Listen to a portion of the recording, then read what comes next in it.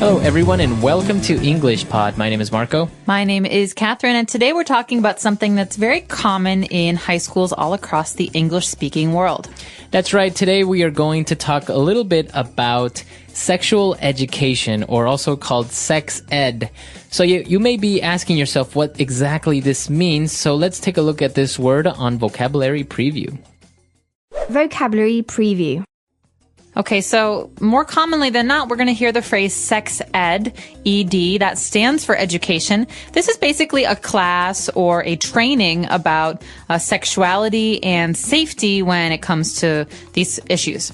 That's right. So as you said, this is a very common class that is part of the school curriculum in English-speaking countries. I think maybe students are about 16 to 15, 16 years old when they get sex ed. We had it when I was about 13, 14. 13, 14. So it all depends. Now, many countries don't really have this in their public schools.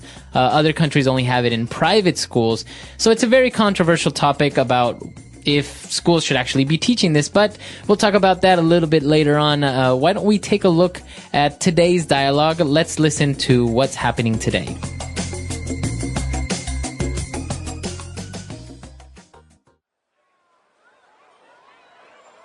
All right, settle down, everyone. As part of this school's curriculum, we'll be covering sex ed this week. Oh boy, yeah. Now, I want everyone to take this class seriously. Sexual education is very important, and I want you to ask as many questions as you can think of. Remember, there are no stupid questions here. Miss Carlton, what exactly is sexual education? Are you going to teach us like Kama Sutra and stuff like that? No, Jason, that's not actually what sex ed is. Basically, we will talk about sexually transmitted diseases, contraceptives, and how the male and female bodies work. My older sister is in college, and she takes what she and her friends call the pill. I never really understood what that is, but I know it has to do with sex or something. Good point, Jason. This will be the topic of our first class, contraceptives. As you mentioned, the pill is one of the many that exist. The birth control pill is taken daily by a woman in order to prevent unwanted pregnancy, but it does not protect her from contracting STDs from an infected person. Another popular method is using condoms. This is probably the best method if you have sex, since it not only prevents a woman from getting pregnant, but also protects you from STDs. Yes, Jason? What are condoms made out of? How is it exactly that a woman gets pregnant? Condoms are usually made out of an elastic material called latex. As for your other question, that's a whole new class.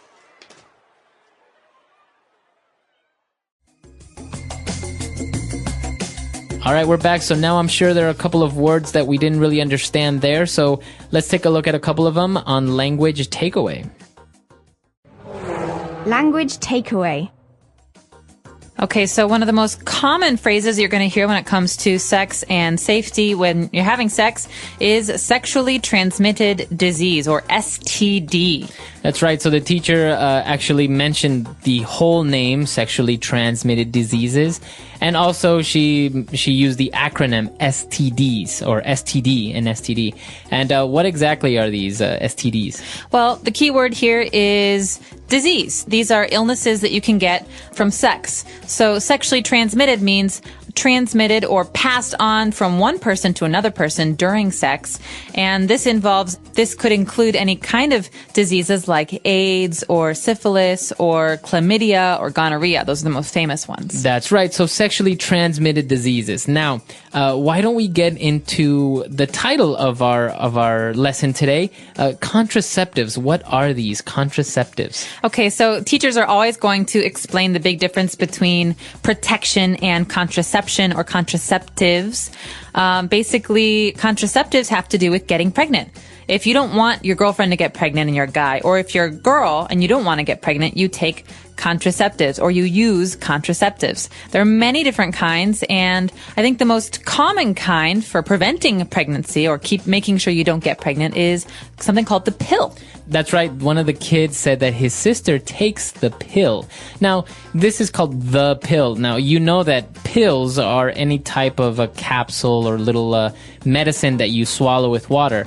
But what is the pill? Well, this is the birth control pill. So that's a long name. People often in conversation just say the pill, but it's called the birth control pill, and it's a pill that women take every day, or some of them different times, to prevent pregnancy. And so that means that you're trying not to get pregnant. That's right. Okay, so this is called a contraceptive. Now, as you mentioned, this is a contraceptive, so it will prevent you from getting pregnant, but it will not protect you. And as many of you may know, the most common form of protection against pregnancy and STDs are a little device called a condom. Okay, so a condom is, like you said, the most common kind of protection that people use, and it's important because it helps you not only not get pregnant, but also not get a disease.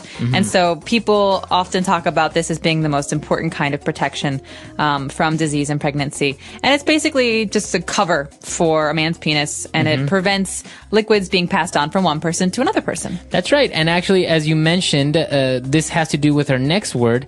It prevents you from contracting STDs, like the teacher mentioned. So to contract an STD or to contract an illness, what does that mean? Well, contract is a special verb that we use when we're talking about getting a disease. You don't say, I got a disease. You say, I contracted it. That means I got it from somewhere or someone.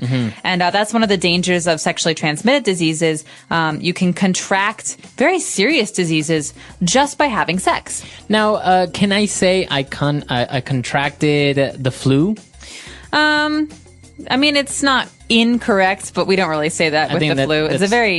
It's not a very serious illness. You say it with very serious illnesses. Okay. So yeah, I don't think you would go around saying, "Oh, I contracted a cold last week." I got the cold. And you wouldn't say this about cancer either, because cancer is not something you get from someone else. But you say he contracted AIDS, or he contracted gonorrhea, for example. Okay, very good. So as you see, the spelling is actually the same as like a contract, like an agreement between a company or two people. But the accent is different. A contract is an agreement. To contract, that's what we're talking about, illnesses. To get. All right, very good. And for our final word, we're going back to condoms. The material that they are made out of is called latex. Okay, so latex is a very special kind of material that is, like they say in the dialogue, elastic. It's stretchy, and it's almost plasticky, but it's very, very tough. It's very strong, and that's why they make condoms out of it. And I think we also see things made out of latex. For example, doctors, when they're operating, they wear latex gloves. That's right. Obviously, they don't want to use materials that are weak or that are thin, because they need to protect their patients from germs. And so latex gloves and latex condoms are very, very common because they are so durable. That's right. Okay. So a lot of interesting stuff there. Why don't we now jump on over and take a look at a couple of different phrases on Fluency Builder. Fluency Builder. So this first phrase is something you should be very, very familiar with if you've ever been in a classroom in America or Canada. Oftentimes with younger children or with high school children, people get really worked up, very excited. You know, kids are yelling and talking and they're giggling and they think that, oh, sex is so funny. And so the teacher always says, settle down. Settle down. Okay. So if somebody tells you to settle down, hey, settle down, that means calm down, be quiet. You're too excited. Okay. Calm down. So you can use this with your kids, maybe. Settle down, we need to go. Come on, get in the car. That's right. So just kind of be quiet, be a little bit calmer. It's very, very, very important phrase, especially if you're talking to younger people. Okay. And well, of course, when you're talking about sex with teenagers or younger people, everyone's laughing and giggling because it's such a weird thing for them. And the teacher said, I really want you to take this class seriously. Okay, so take this class seriously. This comes from a sentence structure that's very, very important. To take something seriously. I take my studies very seriously, or you guys should take this class seriously. It's important. It means, listen, pay attention. This is important and you need to know this. It's kind of like a way to instruct someone to really pay attention. That's right. Or what if you say, I want you to take me seriously? That means I want you to really think about what I'm saying and not just talk to me like like I don't really understand what's going on. Okay, very good. So to take something seriously is the structure. Now moving on to our final phrase. When we were talking again about contraceptives, we talked about avoiding pregnancy, and we have a phrase that we use called unwanted pregnancy.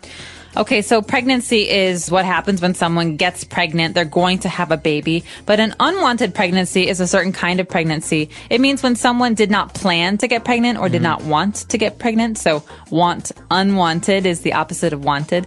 It means like it was an accident. Right. So you wouldn't really say an accidental pregnancy because it's still a kid. Exactly. So you didn't want to get pregnant, but you did. That's why we say unwanted pregnancy. Or you'll hear very often, condoms help prevent unwanted pregnancy, or the pill helps prevent unwanted pregnancy. That's right.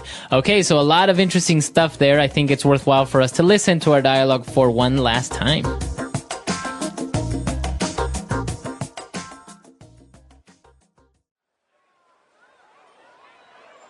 All right, settle down, everyone. As part of this school's curriculum, we'll be covering sex ed this week. Oh boy, yeah. Now, I want everyone to take this class seriously. Sexual education is very important, and I want you to ask as many questions as you can think of. Remember, there are no stupid questions here. Miss Carlton, what exactly is sexual education? Are you going to teach us like Kama Sutra and stuff like that? No, Jason, that's not actually what sex ed is. Basically, we will talk about sexually transmitted diseases, contraceptives, and how the male and female bodies work. My older sister is in college, and she takes what she and her friends call the pill. I never really understood what that is, but I know it has to do with sex or something. Good point, Jason. This will be the topic of our first class, contraceptives. As you mentioned, the pill is one of the many that exist. The birth control pill is taken daily by a woman in order to prevent unwanted pregnancy, but it does not protect her from contracting STDs from an infected person. Another popular method is using condoms. This is probably the best method if you have sex, since it not only prevents a woman from getting pregnant, but also protects you from STDs. Yes, Jason? What are condoms made out of? How is it exactly that a woman gets pregnant? Condoms are usually made out of an elastic material called latex. As for your other question, that's a whole new class.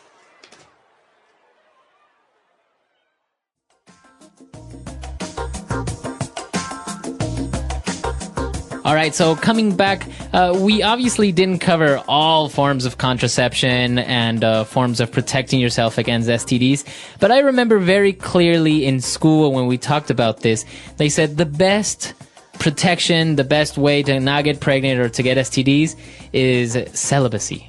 That's right. Celibacy is not having any sex. Okay. When I was in school, they said the safest sex is no sex. Yeah. Because there's always a little bit of danger. Yeah. And so this is something that I think they tell a lot of young people to scare them, but there is some truth to it. Yeah, of course. Now, what do you think about this topic? Do you think it's worthwhile and we should teach children sexual education, or many people protest against it and say this is wrong? We shouldn't be giving kids condoms when they're in high school. Well, personally, I think that kids in most parts of the world will have sex whether or not you tell them not to. Mm-hmm. And so because of that, because everyone's are always going to be people trying it, I think it's important to, inform students and inform kids who are in high school of options and of safety and of important health measures, because otherwise you risk unwanted pregnancies and you risk people getting, these very serious diseases like AIDS. That's right. I think it is a very important topic. Some countries or some places, even within the United States, are a little bit more conservative than others, and so many times they are against this type of education. But I've actually encountered people who never received sexual education, and until they were maybe like 18, they thought they can get pregnant by a kiss. Yeah. So I think that's one of the dangers. Obviously, there are both sides to this issue, and we're curious to know what you think. Do you think that sex ed should be a course or should be something that people talk about in schools, in high school, or in college? Do they do this in your home country? Let us know. Our website is englishpod.com. All right. We'll see you guys there. Bye. Bye.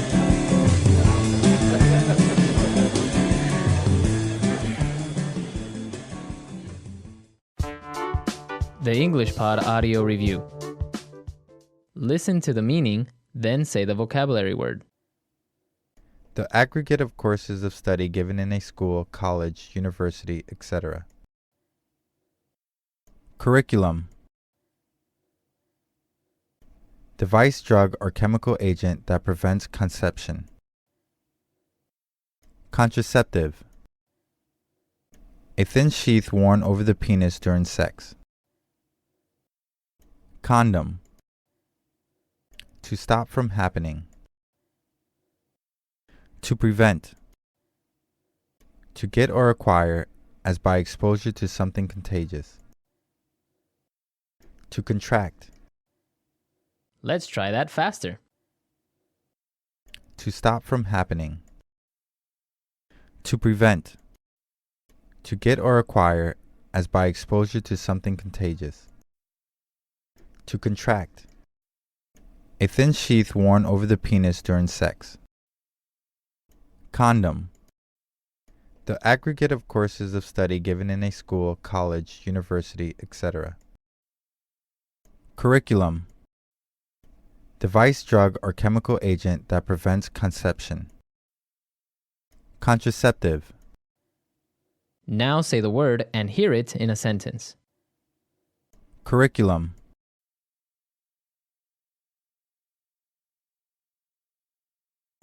If you follow our curriculum, we guarantee you will lose 10 pounds this week. Curriculum.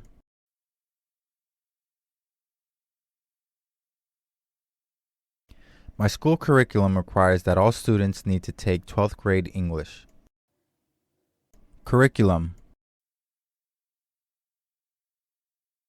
The curriculum for this course is intense.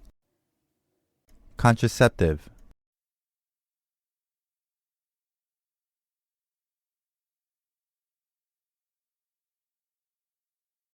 Even with the variety and effectiveness of contraceptives today, there are still numerous cases of unwanted pregnancies every year. Contraceptive.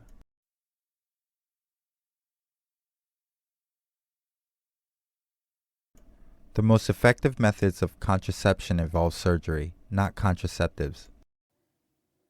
Contraceptive. My wife's contraceptive of choice is the pill.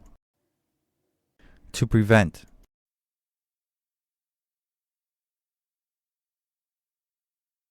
She takes a birth control pill in order to prevent an unwanted pregnancy.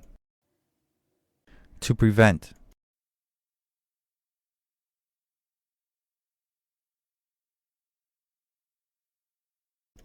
I am genetically prone to developing diabetes, so in order to prevent it, I need to start watching what I eat. To prevent.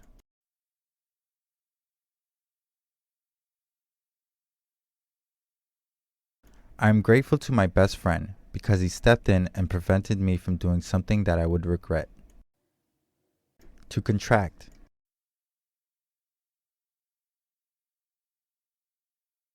I just learned that a friend of mine recently contracted an STD. To contract.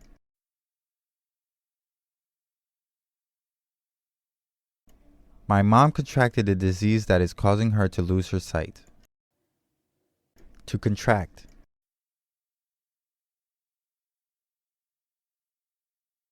I am very paranoid about contracting STDs from toilet seats. Condom.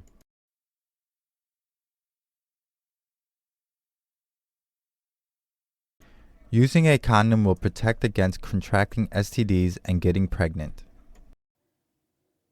Condom.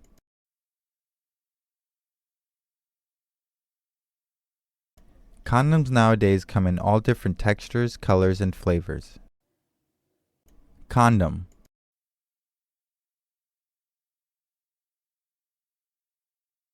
The effectiveness of a condom disappears the moment there is a tear in the condom.